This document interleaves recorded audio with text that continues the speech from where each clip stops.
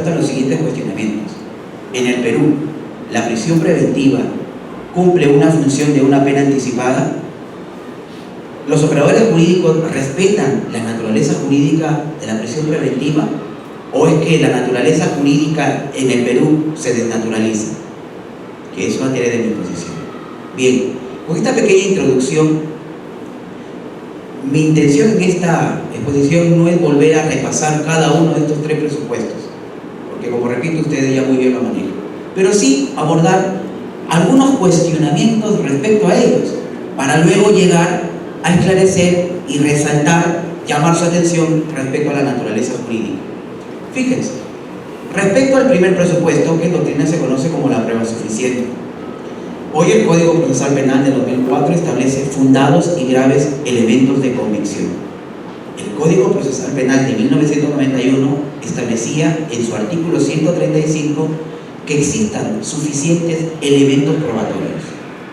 Bien, primer motivo por el cual quiero detenerme es elementos probatorios, elementos de convicción. El Código del 270 también establece elementos de prueba. Humildemente considero como opinión que elementos probatorios, elementos de convicción, elementos de prueba deben ser entendidos por el legislador como sinónimos. ¿Por qué?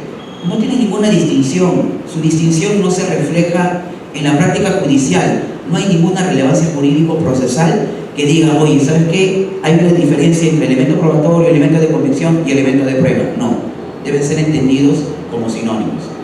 Hecha esta pequeña aclaración, el Código Procesal Penal 91 establecía suficiencia probatoria.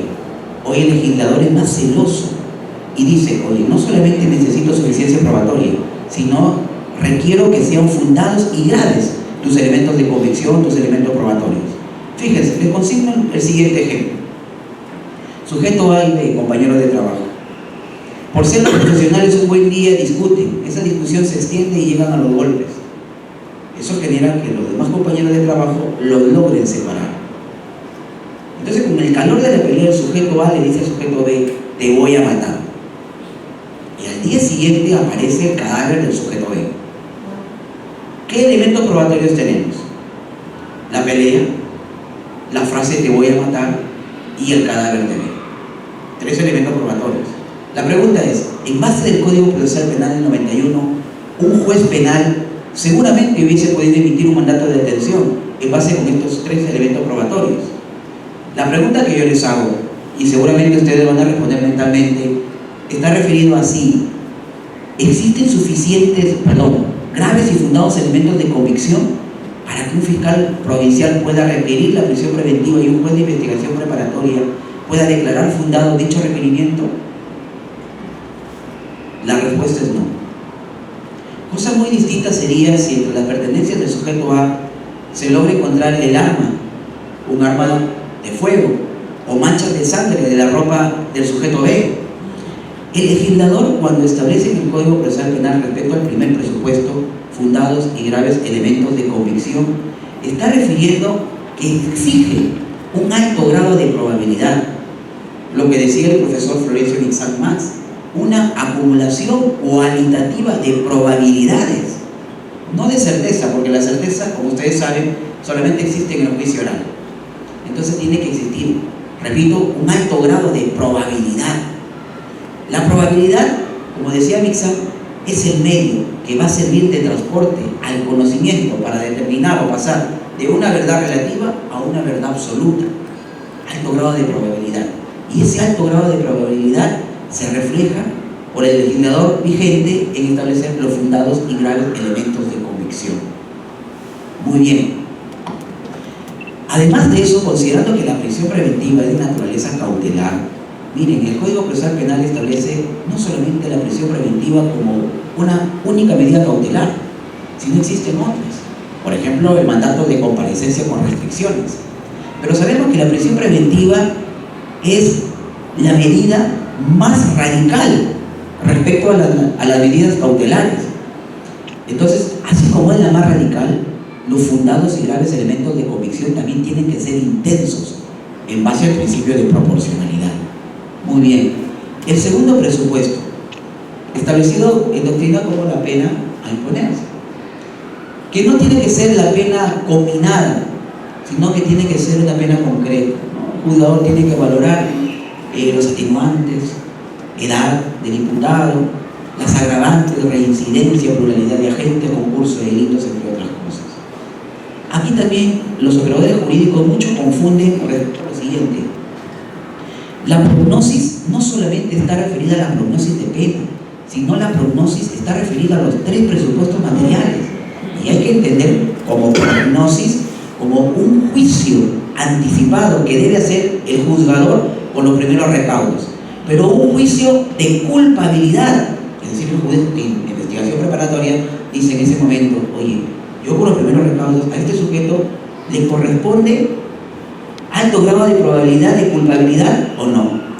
Y hay que tener en cuenta que la prisión preventiva no es la única medida cautelar, sino que en la práctica judicial parece que los operadores jurídicos, especialmente el juzgador, establece que solamente existen en su cabecita, en su memoria, 2 medidas cautelares: o es el mandato con comparecencia con restricciones, o es la prisión preventiva. No hay otra medida cautelar. Eso es un grave error. Y finalmente, el tercer presupuesto, que en doctrina se conoce como el peligro procesal, que descansa en 2 subconceptos, que son el peligro de fuga y el peligro de entorpecimiento. Los autores, el Tribunal Constitucional y la Corte Interamericana sobre Derechos Humanos establecen que la prisión preventiva es de naturaleza cautelar. ¿Qué significa que sea de naturaleza cautelar? Significa que el Estado puede privar el derecho a la libertad de una persona con fines de garantizar su presencia durante el proceso penal. ¿Para qué? Para poder efectivizar una futura sentencia condenatoria. Esa es la verdadera naturaleza jurídica de la prisión preventiva. Respecto a ello, el Tribunal Constitucional ha emitido varias sentencias. Por ejemplo, la de Vicente Ignacio Silva Checa, la de Alejandro Rodríguez Medrano, la de Margarita Toledo Manrique, el caso de Laura Bosco, entre otras sentencias. La Corte Interamericana de Derechos Humanos, la más ilustrativa, es el caso Suárez Rosero versus Ecuador, que establece que la prisión preventiva es de naturaleza netamente cautelar. Gracias. Entonces, pero el problema radica en cuál de los 2 subconceptos se estaciona la naturaleza jurídica de la prisión preventiva, si en el peligro de fuga o en el peligro de obstaculización, o como establece el Código Procesal Penal vigente, de averiguación de la verdad. Respecto a ello, por ejemplo, el profesor San Martín Castro, en su libro de Derecho Procesal Penal, que cita a Grevy, dice que no debe estar en el peligro de obstaculización. ¿Por qué? Porque el peligro de obstaculización busca asegurar los elementos de prueba, los elementos probatorios, los elementos de convicción. Y los elementos probatorios y los elementos de convicción son momentáneos y se dan en una etapa del proceso. En cambio, en el peligro de fuga, que implica eludir la acción de la justicia, es ahí donde radica la verdadera naturaleza de la prisión preventiva. Fíjense qué pasaba nosotros como operadores jurídicos, o desde mi óptica como defensor particular, con el Código Procesal Penal del 91, cuando teníamos a un patrocinado con mandato de detención. Nos preocupábamos por acreditar el arraigo familiar. ¿Y qué hacíamos? Oye, tu recibo de agua, tu recibo de luz, copia de tu DNI. Y miren el pensamiento de los operadores jurídicos en general. El patrocinado rendía sus declaraciones a nivel policial o fiscal y consignaba una dirección que por mala suerte no coincidía con la dirección establecida en el DNI. Era un dolor de cabeza. Nosotros decíamos: uy, aquí el juez, el juzgador, va a establecer que no existe esta correlación de dirección domiciliaria, lo va a entender como un peligro de fuga. Pero sin embargo no se daban cuenta, ese era el pensamiento, pues, un pensamiento inquisitivo. Pero no se dan cuenta que el Código Civil, en el artículo, si no me equivoco, 35, admite la pluralidad de domicilios. Fíjense la concepción que teníamos, porque nos enseñaban de que a mayor arraigo menos peligro de fuga, y lo único que nosotros entendíamos era de que tenía que tener un domicilio fijo, ¿no? Y sacábamos inclusive memoriales, ¿no?, poníamos y sacábamos y nos concentrábamos, o los familiares pensaban de que a mayor cantidad de firmas, mayor arraigo. Eso era la manera como se establecía el peligro de fuga con el Código Procesal Penal del 91. El juzgador, el peligro de fuga quedaba pues al libre albedrío del juzgador, del juez penal. Hoy ya no. El Código Procesal Penal establece en qué casos hay peligro de fuga. Y por ejemplo en el artículo 269 nos indica 5 criterios.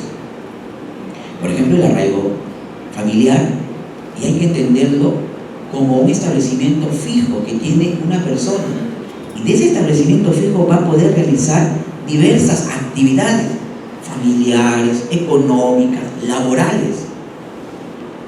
Muchas veces piensan que las personas que no tienen bienes no tienen arraigo. Yo les pregunto, o una opinión, todos tienen arraigo, inclusive el orante, el loquito que para siempre dando vueltas sobre una plazuela, tiene arraigo. Pero no entendamos hoy en día de que solamente con los defensores tenemos que tener o acreditar el arraigo, y eso implica que ya por sí nos van a revocar o van a declarar infundado el requerimiento de prisión preventiva. No, porque tú puedes tener arraigo, pero puedes enfrentar el siguiente criterio referido a la gravedad de la pena.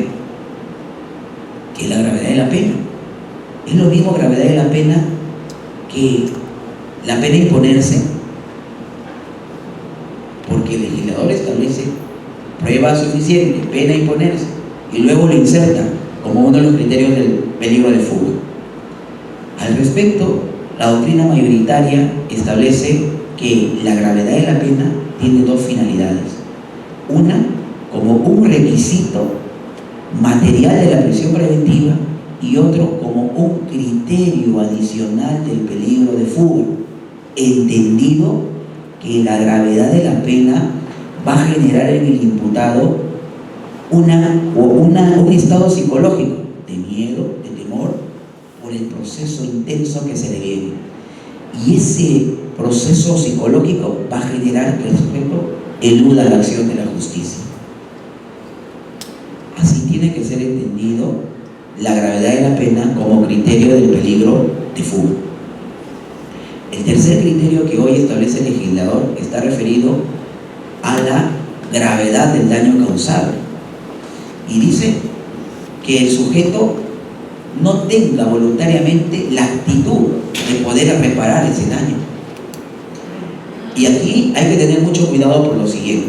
Fíjense, ¿qué pasaría si un sujeto, está referido el legislador a lo siguiente: un sujeto va manejando un vehículo y genera un accidente de tránsito, genera lesiones en la víctima, lo auxilia, lo lleva al hospital o a la clínica, le paga los gastos de medicina, ¿no? Y está atento por su recuperación. Ah, correcto. A eso se refiere el legislador, que este sujeto ha reparado el daño causado. Pero ¿qué pasaría si aquel sujeto atropella, no auxilia a la víctima, o si la auxilia, la deja en la clínica, la deja en el hospital y le dice: yo voy a esperar, señor juez, que usted emita una sentencia para recién con la sentencia yo poder pagar o reparar mi daño causado? A eso se refiere el legislador respecto al tercer criterio del peligro de fuga. Pero también puede ocurrir otras circunstancias, como las que le voy a mencionar a continuación. ¿Qué pasa si aquel chofer que alquila su vehículo de taxi y un buen día, de repente por problemas familiares, viene pensando y genera un atropello, genera una lesión en la víctima? Este sujeto va, auxilia a la víctima, la lleva al hospital, termina el tema del SOA. Él tiene la intención de indemnizar, ayudar a la recuperación de la víctima, pero ocurre que no tiene capacidad económica. Tiene 3 hijos, tiene una esposa, y solamente el sustento, el soporte económico de la familia es la actividad de taxista, que, como ustedes saben, pues diariamente debe ganar entre 30 a 40 soles aproximadamente. ¿El juzgador debe entender que hay peligro de fuga respecto a ese sujeto? No, porque si entendiera que hay criterio de peligro de fuga respecto a que el sujeto no quiere reparar el daño causado, estaría atentando contra un tema netamente constitucional, como es la prohibición de prisión por deudas. Entonces hay que tener mucho cuidado respecto al tercer criterio del peligro de fuga. Por eso que hay autores como Del Río Labarte que establecen que este criterio tiene que ser extraído del Código Procesal Penal. Luego vienen el cuarto y quinto criterio, que son los más polémicos en atención a la naturaleza jurídica de la prisión preventiva.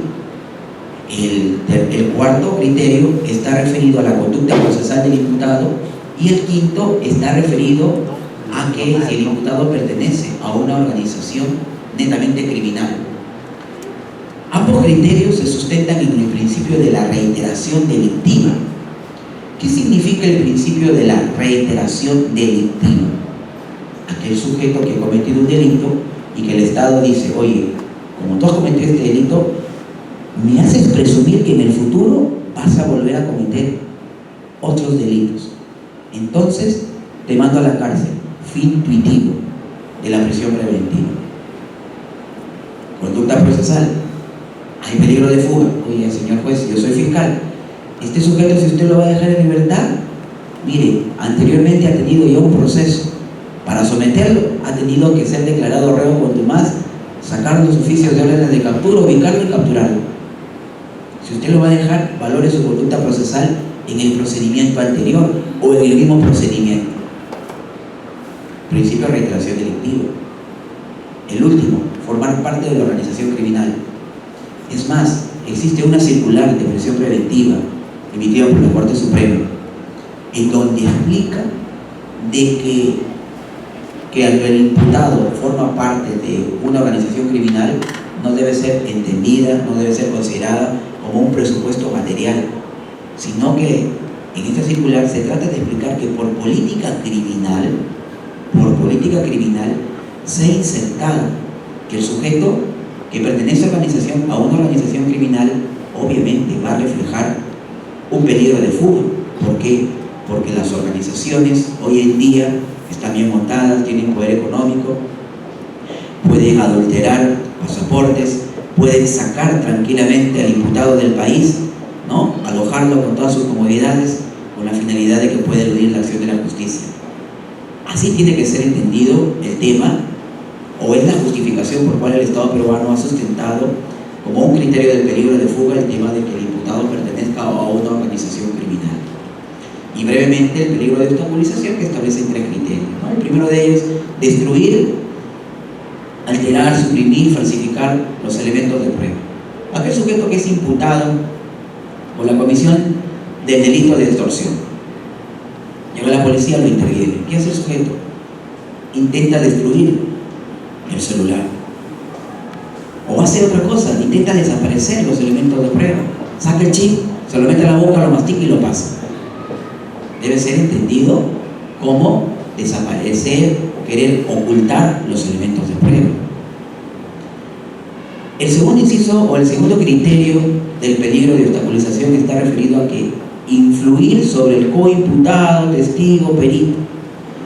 Y no solamente la norma está referida a que el imputado amenace al testigo, a que el imputado amenace al perito, o que amenace a otro coinculpado, ¿no? Yo tuve conocimiento de un caso que les voy a compartir. Fíjense, 2 sujetos sustraen las pertenencias de un menor de edad, un robo. En ese momento son sorprendidos en flagrancia, los capturan, los llevan a la comisaría. Uno de ellos ya estaba en la sala de meditación, el otro llega, sale, llega a la fiscal para que le tome su declaración. Tenía ya defensa técnica. En la sala contigua estaba el menor con su papá y su mamá. Entonces, al momento de estar ya en el inicio de la declaración de este imputado, la fiscal observaba que el abogado entraba y salía de una manera preocupante, reiterada. Eso llamó la atención de la fiscal.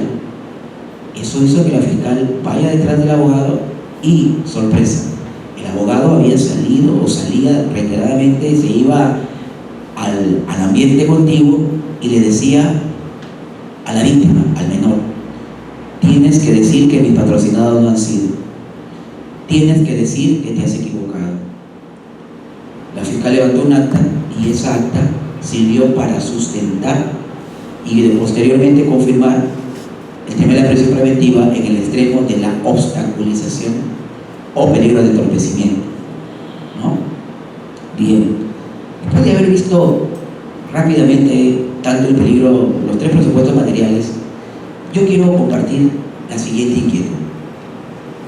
Los presupuestos materiales es fácil, es simple, es sencillo de poder aprender. Graves y fundados elementos de convicción, que la pena sea mayor a 4 años, ¿no?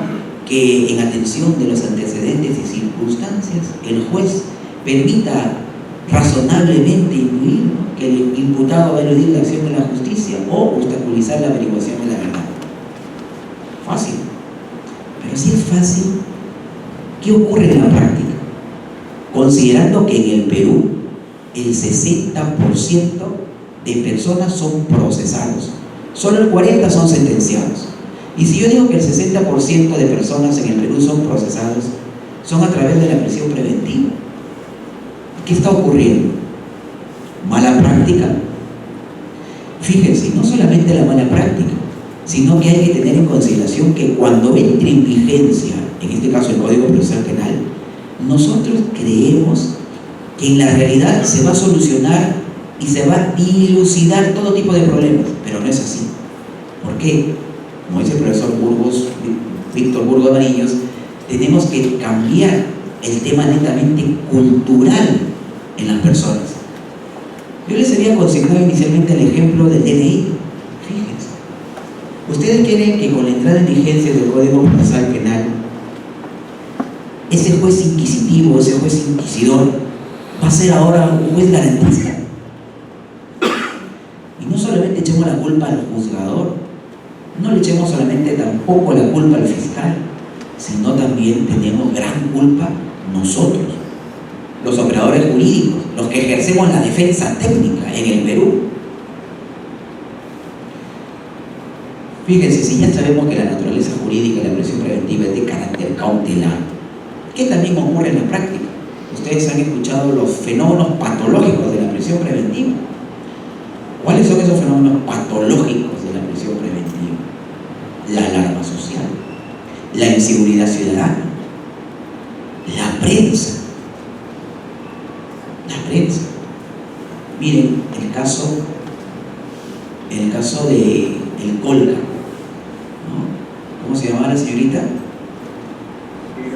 Rosario, ¿no? Rosario. En el caso de Rosario había fumus boni iuris, como dicen, ¿no?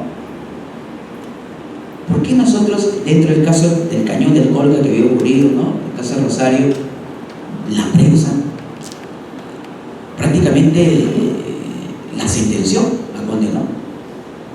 Pero podemos discutir de repente peligro procesal, que ella no vivía en Arequipa, que vivía en Lima, bueno, pero había graves y fundados elementos de convicción, ¿no? El caso que había en su localidad, el caso de Ita Guerrero, el caso de Miriam Pfeffer, casos de alarma social, ¿no? Miren, me estaba olvidando un tema muy importante. La prisión preventiva como medida cautelar, al igual que todas las demás medidas cautelares, como el impedimento de salida, el mandato de comparecencia con restricciones, entre otras, descansan en dos principios fundamentales, que son el fumus boni iuris y el periculum in mora. Fumus boni iuris, citado también por Guarinero, el fumus delicti comicio. Pero el fumus boni iuris comprende dos presupuestos, que son, en doctrina procesal clásica, la prueba suficiente y la pena imponerse. Y el periculum in mora, obviamente, en el peligro procesal. Muy bien, si yo sé que la naturaleza jurídica de la prisión preventiva es de carácter cautelar, fíjense, existe otra posición minoritaria y ya está a punto de desaparecer, que era que la prisión preventiva debe cumplir fines tuitivos. ¿Qué significa fines tuitivos? En defensa de la sociedad. Es decir, yo impongo la prisión preventiva para poner en buen recaudo a la sociedad, en base al principio de la reiteración delictiva. Esto se dio en algunos países, como por ejemplo en Italia, en Alemania, en Portugal, y también se dio un caso en España. Ustedes lean el caso Carlos Soto, en donde se emite la prisión preventiva en base al principio de la reiteración delictiva. En Es más, la Corte Interamericana sobre Derechos Humanos en el informe 2/97 argumenta de manera beneficiosa la imposición de la prisión preventiva con fines tuitivos. Pero posteriormente, ya la Comisión Interamericana de Derechos Humanos en el informe 35/2007 establece que bajo ningún criterio la prisión preventiva tiene que sustentarse en el principio de reiteración delictiva, bajo ningún presupuesto, que la naturaleza jurídica de la prisión preventiva es netamente cautelar, y vuelvo a repetir y vuelvo a insistir, solamente se puede privar del derecho a la libertad de una persona para garantizar los fines del proceso penal. Y para limitar ello tienen que ser intensos el fumus delicti commissi y el peligro procesal. No hay otra cosa. Pero, como repito, en la práctica no ocurre así. Del distrito judicial de donde yo vengo, Trujillo, dada su alto grado de criminalidad, todas las personas que enfrentan un proceso o van a enfrentar una audiencia de prisión preventiva en relación de robo, el 100% se va a la cárcel. ¿Cómo está empleando el juzgador, el juez de investigación preparatoria? Como una pena anticipada, ¿no? Está como una medida de seguridad. Violación a la libertad sexual, no analiza el fumus. La presión social. ¿Por qué? ¿Qué pasa si el juzgador lo deja en libertad? Sale en la prensa que sigue el caso, juez corrupto. La gente que dice, ya le pagaron al juzgador. Y hay otro tema también, el tema de los jueces, el tema de la OMU, el tema del control. Cada 7 años son ratificados. Y es más fácil tratar de explicar una sentencia, por ejemplo en sala, que confirme a que revoque de repente un tema de un delito de violación a la libertad sexual. Eso es lo que genera que la mayoría en el Perú, el 60% sean procesados por los fenómenos patológicos de la prisión preventiva. Por eso ustedes, desde distintas tribunas, como operadores jurídicos, ya sea como jueces, abogados, fiscales, tienen el rol protagónico de intentar en que se debe respetar la verdadera naturaleza jurídica de la prisión preventiva. No hay otra cosa, no hay otra opción. Si ustedes no hacen eso, las cárceles se van a seguir atiborrando. Se comprende que la prisión preventiva sin imposición es una pena anticipada que cumple o que debe cumplir fines del derecho penal, lo cual es completamente absurdo. O debe cumplir fines de la pena, fines de prevención. Tampoco. Tenemos muchas cosas en el futuro, ¿no?, por corregir. Bueno, espero hasta cierto punto haber llamado la atención respecto a la naturaleza jurídica de la prisión preventiva, y que finalmente, como opinión personal, considero que en el Perú sí se desnaturaliza la prisión preventiva. ¿Por qué? Porque se impone como una pena anticipada, como una medida de seguridad, como en base al principio de reiteración delictiva, y es por eso de esa manera que las cárceles se encuentran, como vuelvo a repetir, de manera atiborrada, de manera llena. Espero haber llamado su atención. No tengo mucho tiempo, me hubiese gustado de repente poder conversar de otras medidas cautelares, como el mandato de comparecencia, el impedimento de salida, entre otras, pero yo estoy seguro que en el mundo jurídico siempre nos encontramos los operadores jurídicos. Muchas gracias.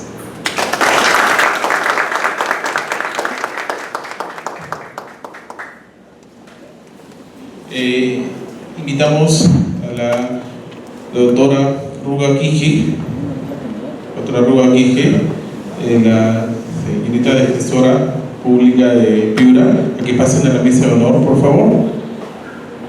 Tenemos breves 5 minutos para preparar nuestras preguntas, que gustosamente lo responderá el ponente doctor Luis Martínez Castro.